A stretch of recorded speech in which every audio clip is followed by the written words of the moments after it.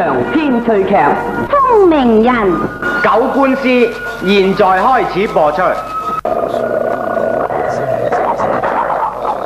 哎呀，又是俾隻衰狗嘈醒我啦！係咪聖龍嗰邊嗰隻吠啫？瑪麗啊，仲我喺度吠咩？哎呀，真係衰嘅啫！尋晚我成2點鐘先瞓，咁早又是俾佢嘈醒咗。喂，阿欣，你講個早字咧就似乎唔多啱噃。而家咩時候你知唔知啊？幾點啊10點幾鐘㗎啦。哇，早！喂，尋晚因乜事咁夜瞓啊？私事公，因咩事使乜你嚟啊？乜咁大火氣啦喂！唉，一個人俾狗吠醒咗唔瞓得嘅就係嬲嘅。我咁好脾氣啊！有時啱啱瞓入晏覺，俾隻狗吠醒咗我啊，真係熱得燙咗佢啊！咁唔係，咁點得嘅啫？養隻狗喺度，成日都吠嘈生晒啊！哎呀，瑪麗欣，你都算好瞓噶啦。今朝天未光，佢又吠得好嘈噶啦。不過你夜翻嚟瞓得冧，聽唔到噶咋。哦，咁嘈醒你嘞噃？嘿，彭師奶，嘈醒你，你過去鬧佢啦嘛！鬧人喎，有乜辦法啦？你估佢頭一次吠咩？哈，咁點得嘅啫？彭師奶，佢啊住1廳2房，又冇花園，學人哋養隻大狼狗喎，吠一聲咋，就樓上樓下隔離左右完全俾佢嘈醒晒，聽到晒。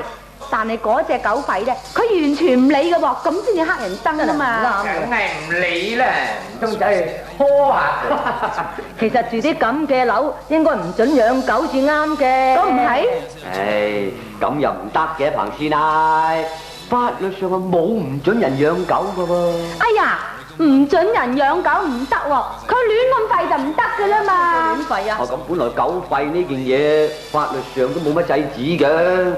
不過啲狗主有咗隻狗吠得太厲害嘅，就唔應該啦，要換全下公德至得噶嘛。唔係，忍佢咁吠又唔啱嘅。嗰隻狗又係衰啲嘅，唉，都唔知點解咁中意吠嘅。但係見到對面有樣嘢咁喐下啫，佢又吠啦。人哋樓上樓下後門着下燈啫，你知啦。嗰個沖涼房係對住好多層樓噶噃，咁亦同時見到好多個窗口噶。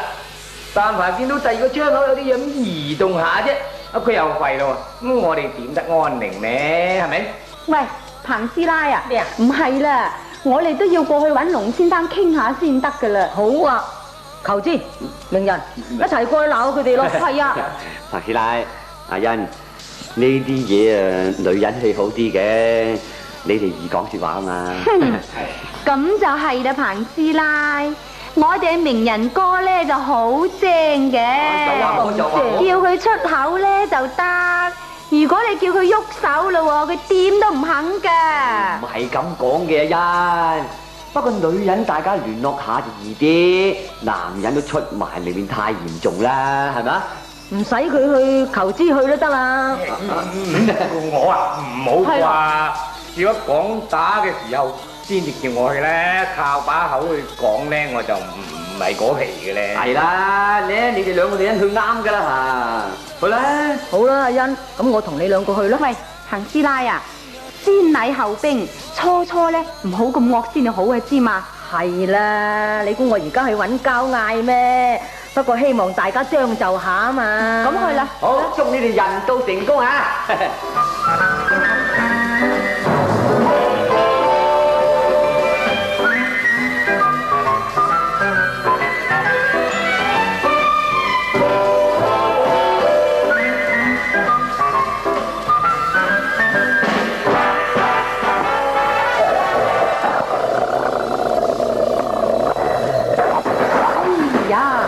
你睇下嗰隻衰狗又喺裏邊吠啦，又吠啦，真係衰嘅。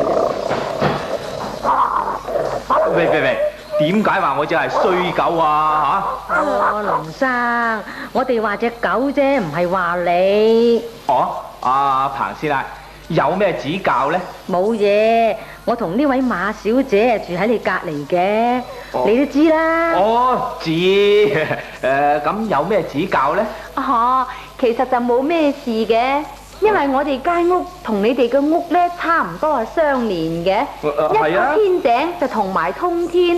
你哋嘅沖涼房同我哋嘅沖涼房咧就對到正嘅。哦，咁你啊放心，我沖涼咧一定閂窗嘅。龍生，你唔好誤會啊！我唔係講沖涼嗰啲嘢，我講你隻狗啫。啲畜生啊有咩好提啊？因為你隻狗無端端都會吠嘅，咁未免擾亂人哋嘅清靜噃，龍先生。哦，咁啊係啊，嘿，嗰隻狗啊好曳嘅，我啊已經鬧過佢幾次噶啦，不過佢仍然係咁吠啊。唉，鬧隻狗有乜用啊？我唔止鬧佢，我打過佢添嚟啦。哎呀，咁你打佢，佢咪吠得仲更加大聲咯。係咯，嗱，有次咧佢夜晚吠啊，我就用支棍嚟打佢啦，哈！點知佢仲吠得成晚添，唉，所以嬲尾咧我都唔敢打佢啦。咁好難講嘅，我哋俾佢嘈到瞓都瞓唔着噃。唉，如果你哋嫌嘈瞓唔着咧，都冇辦法噶，我都係瞓唔着噶噃。龍生，咁又唔係咁講啊！你瞓唔着係你自己攞嚟衰嘅啫，但係我哋就好無辜噶咯噃，因為嗰隻狗唔係我哋養，係你自己養噶嘛，做咩你會咁講噶？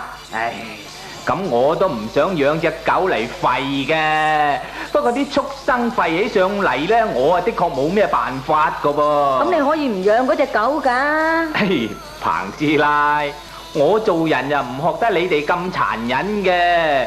嗱，已經收咗隻狗嚟養啦，冇咩理由趕翻佢出門口噶噃。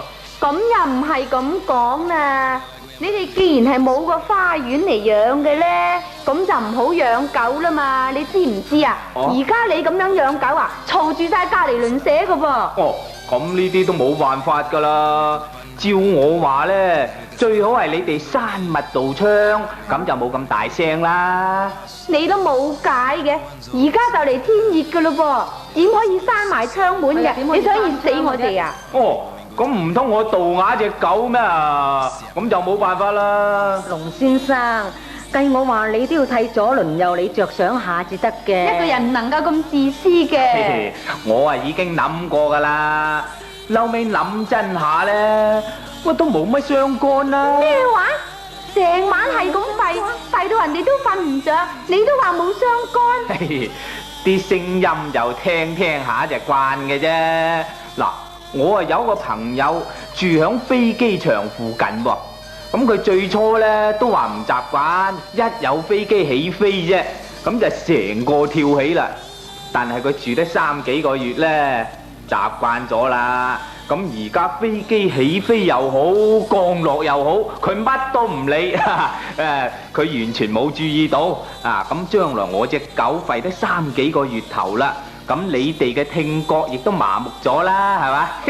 咁嗰陣時就冇咁嚴重噶啦，你放心啦。係啦，要我哋聽到連聽覺都麻木埋，咁點得㗎？係啊。咁呢啲係冇辦法之中嘅辦法嚟啫，阿彭師奶。又會嘅，龍先生。如果你時時肯帶隻狗去街玩下，佢就唔會吠得咁緊要噶啦嘛。你睇下你啊，一早至到而家，你都冇放隻狗出去嘅，唔怪得佢成日吠嘈住人哋啦。阿馬小姐，如果你係得閒嘅咧，咁啊最好唔該你同我拉隻狗落去行下啦。咩話？因為我哋啊人手唔夠，冇辦法服侍隻狗咧。哼！既然你冇人服侍隻狗，就唔好話你養狗啦嘛。咁又唔係噃，馬小姐，養隻狗咧熱鬧好多嘅。嗱，如果我冇隻狗咧，我就冇機會同馬小姐你哋傾埋啦嘛。嗱，我而家雖然住咗幾個月啫，但係左鄰右里咧識得好多噶啦。點解咧？就係因為個個都走嚟問一聲，話隻狗點解時時都吠咧？咁問得一兩次啦，正所謂一次生啊兩次熟，咁啊做咗朋友啦，係嘛？咩話？原來你靠隻狗去嘈人，然後就同人哋做朋友啊？喂，龍先生，呢種友誼嘅基礎等於建築喺浮沙之上，好兒戲噶噃。咁又唔係嘅，日久有情就會加深噶啦，係嘛？你唔好養嗰隻狗啦，咁人哋同你嘅友情就加深啦。冇錯啦。咁你哋啊太殘忍啦！嗰隻狗啊又唔食得嘅，咁你哋啊成日都要我啊拎咗佢去，咁樣唔啱噶噃。彭師奶啊，哎呀，佢都係咁食古不化嘅，唔好同佢講咁多啦，走啦。喂，龍生，咁你完全唔為公益着想嘅咩？我啊唔係唔為公益嘅，不過你哋啊千祈唔好教我約束啊嚇，因為約束咧係犯法嘅，而且冇人道噶。啊，你越講我越離譜嘅喎，邊個教你約束得㗎？你自己自私就真。你哋唔喜歡隻狗咧，就無謂叫我趕佢出街，或者咧毒啞佢，要我咧割咗佢條脷。咁呢啲約束嘅行為咧，我哋文明社會嘅人唔會咁做嘅。哎呀，我越聽越火起啊！彭師奶行啦，同佢講多嘥氣，走啦我哋。走啊！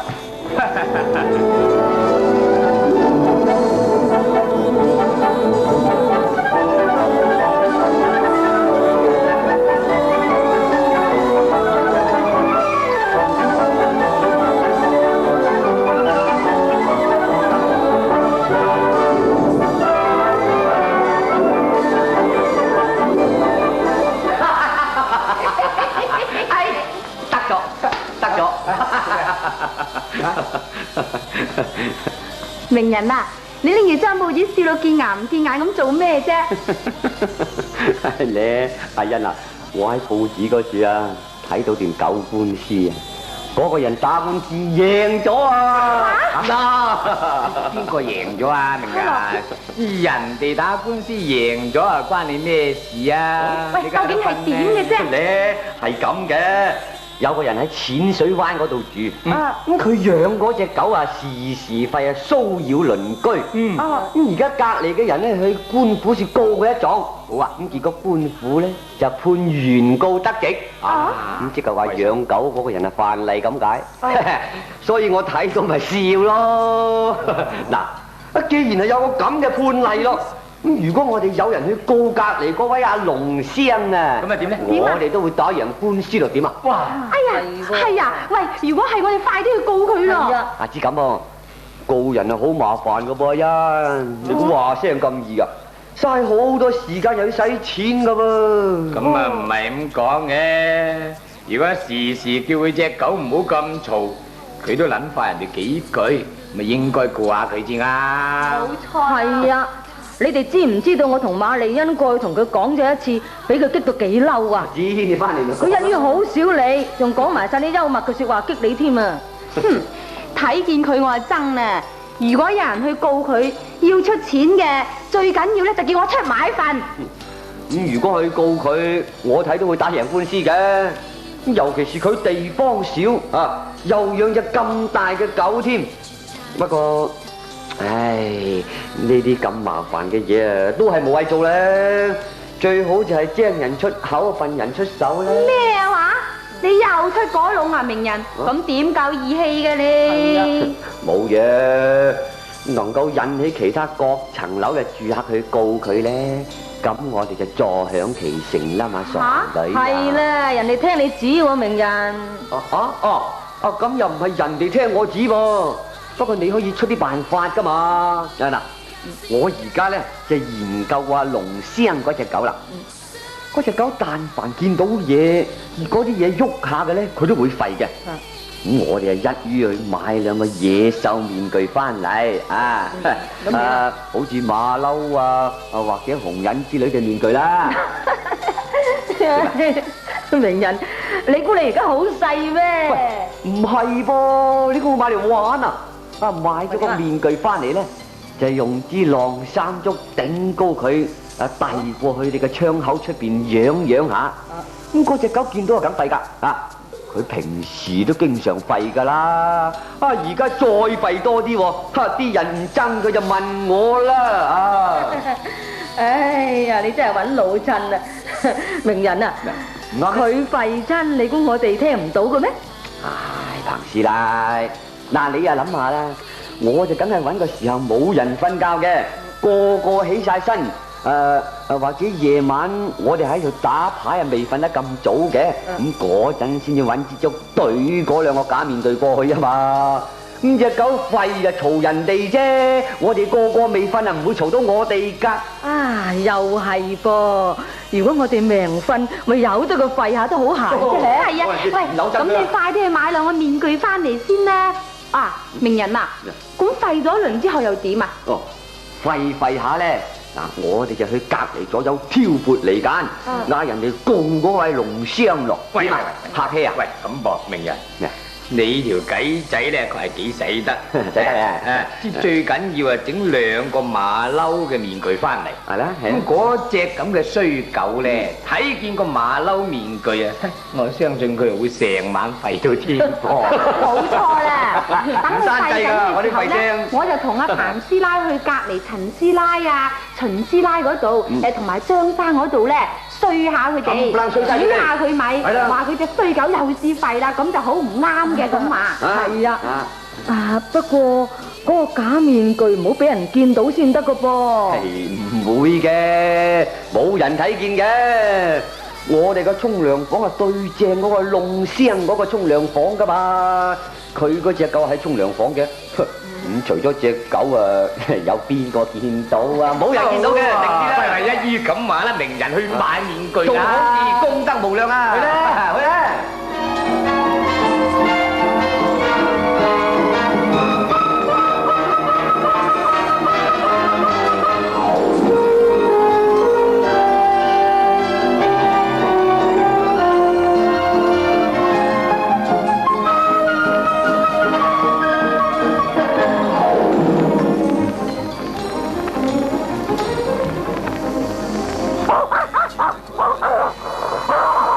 陳師奶，彭師奶，馬麗欣小姐，請入嚟坐啦。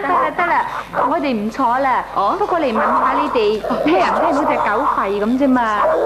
唔好講啦，馬小姐。講起隻狗咧，我就嬲啦。都唔知點解嗰隻狗成日都不停咁吠嘅，吠到我哋唔止瞓唔着，連精神都冇晒啊！呢就係姓龍嗰隻狗咯，唔止吠啊，嗰隻癲狗嚟噶。吓？唔係啩？唔好嚇死人噃！乜唔係啊？如果唔係癲嘅，點會失驚無神咁無端端吠一餐嘅？咁你哋唔係聽得更清楚？梗係啦，就係聽到就一把火，所以走嚟問下你哋聽唔聽到啫嘛。唉，咁有乜辦法咧？我哋都已經聽慣晒、麻木晒噶啦，咁啊唔係點覺得嘅？算我哋唔夠運，租咗佢隔離屋住喺啦。唉，咁點得㗎？成日咁吠，冇日安寧。呢，樓上樓下隔離左右7、8家人都受到嗰隻狗嘅影響，7、8家人加埋就有好多人口㗎嘛。係啊，100幾十人都俾嗰隻狗吠到頭都暈晒啊！咁唔得嘅，要告佢至得啦。哎呀，告佢喎，我哋至怕打官司㗎啦，所以先至唔敢告佢啫。秦師奶啊，你哋秦生咪喺洋行度做事嘅？係啊，佢係識得英文噶嘛，或者有辦法可以告佢嘅。咁或者有嘅，咁啊真係要告佢至得啦。秦師奶，實在我哋呢7、8家人都好憎嗰隻狗嘅，咁只要你哋肯帶頭告佢，咁我哋咁多伙人喺後邊簽個名，如果要使錢嘅，我哋可以出翻份噶。係咯，哦，咁即係話你哋可以出翻一份錢係咪？係啊，梗係啦。不過呢，我哋就唔識得點樣做，又唔會去做啲告人嘅嘢嘅。咁最好呢，就係秦師奶聯合埋嗰幾層樓嘅住客做主意。咁我哋總之呢，就一於簽名喺度咪得咯。呢個都係辦法喎，嗬。好啦，我哋一定要聯合去告佢至得噶啦。呢，嗱，你聽下，佢又不停咁吠。邊至有啲咁嘅狗㗎？咁唔係，團結咧就係力量嚟。有6、7家人簽名落去告佢咧，咁呢場官司啊，我哋實贏噶嘛。如果打官司判呢隻狗唔能夠養喺度咧，咁就好啦。一天都光晒啦。嗰隻衰狗啊，應該送入狗房先啱嘅，邊度有人成日都吠嘅？咁唔係，好啦，咁等我同我先生商量下，一於告佢。老實講啊，我先生都好嬲噶，佢一早係要去翻工，夜晚就要好好地咁休息噶啦嘛。點知半夜3更佢又吠起上嚟，咁第二日仲邊有精神去做事啊？係咪？係啊。好啦，一於告佢就啱噶啦。係咯，彭師奶啊，嗱，我哋而家又落去樓下張生嗰度傾下，問下佢關於嗰隻衰狗嘅意見點都好啊。係咯，嗱，你哋即管你問下樓上樓下啦。我哋實行扯頭纜對付嗰隻癲狗噶啦。好啦，咁我哋而家去啦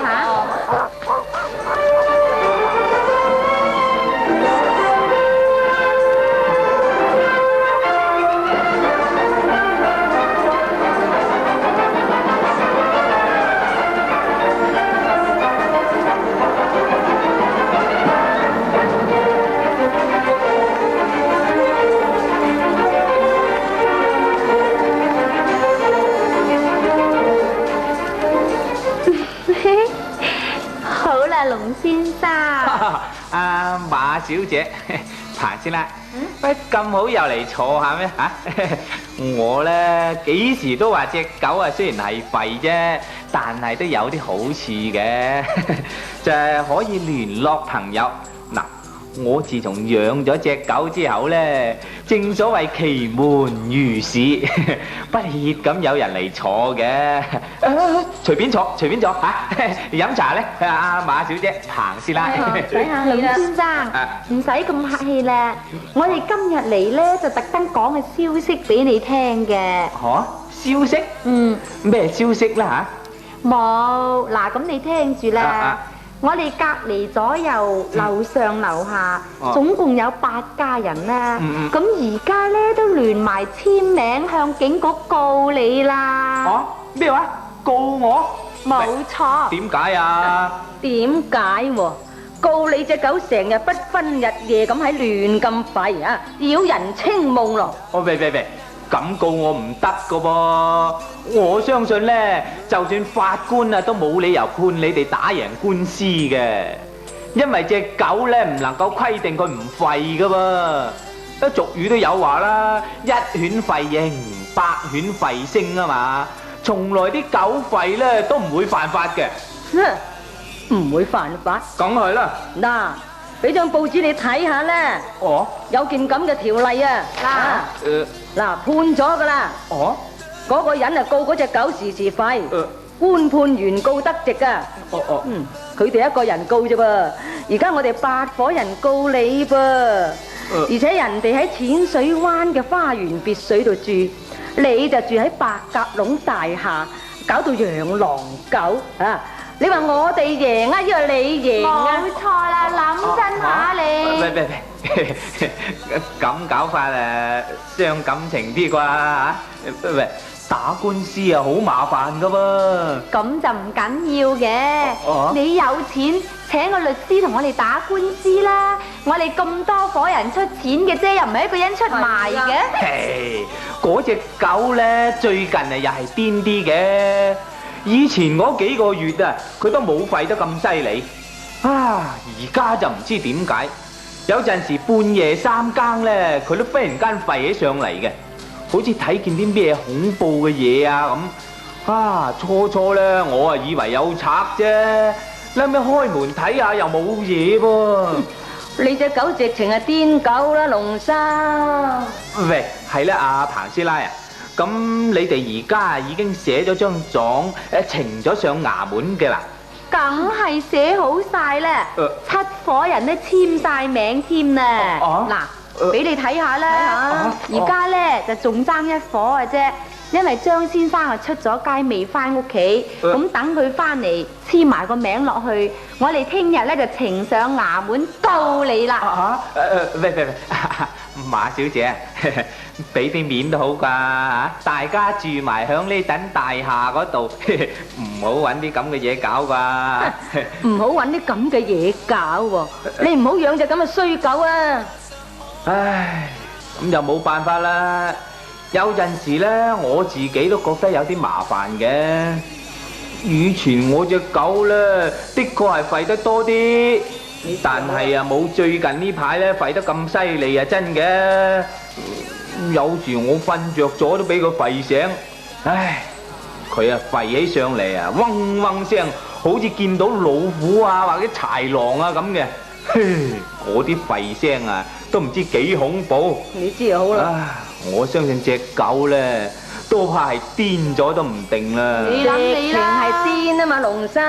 唔係如果唔我。係，點解會無緣無故佢吠得咁恐怖先得㗎？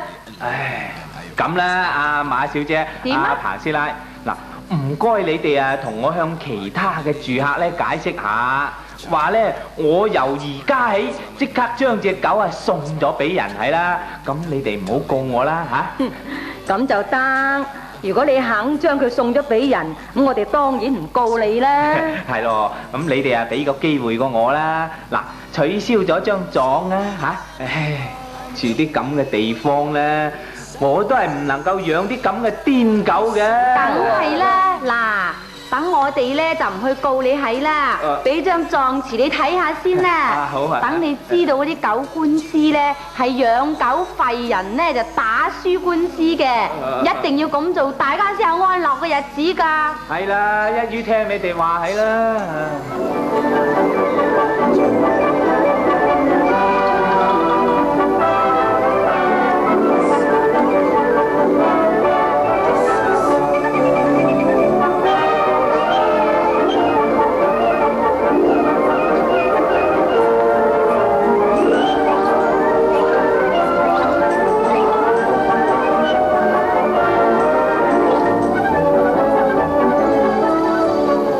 一節長篇趣劇《聰明人之狗官司》係由李平富主持，楊普希編劇，譚永耀配音，並且由戴偉光聲鐘鳴人，佩雲聲馬利恩，李平富聲吳求之，謝韻儀聲彭師奶，方澤聲龍先生，丁欣聲秦師奶。現在經已播送完畢。